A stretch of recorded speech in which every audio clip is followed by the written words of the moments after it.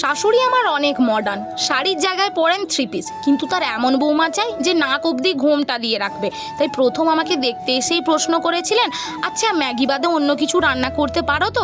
তখনই ভেবে নিয়েছিলাম শাশুড়ি বানাবো তো এনাকেই, আর প্রথম রাতে ম্যাগি রান্না করে খাওয়াবো। পোশাক আশাক দিয়ে যদি মানুষ মাপেন, হ্যাঁ তাহলে আমি গ্রামের ওই গেঁয়ো মেটাই, কারণ আমি শর্ট ড্রেসের থেকে বেশি কুর্তি পরতেই স্বাচ্ছন্দ্য বোধ করি। বিয়ের 2 দিন পেরোতে না পেরোতেই আমি ফ্রিজ ঘেটে ঘুটে কয়েকটা সবজি বের করলাম। ম্যাগি তো পাওয়া গেল না, তাই ইউপি দিয়ে কাজ চালালাম। একদম সাজিয়ে গুছিয়ে তৈরি করে ফেললাম রামিয়ান স্টাইল নুডলস। শাশুড়ি মার সামনে গিয়ে ধরতেই তো তিনি বিছানায় চিৎকার করে বললেন, বৌমা তুমি র্যামিয়ান বানিয়েছো?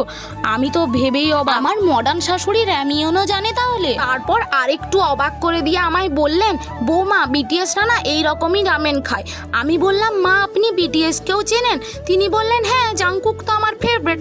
তারপরে শাশুড়ি বৌমাতে মিলে নুডলস খেতে খেতে ড্রামা দেখলাম।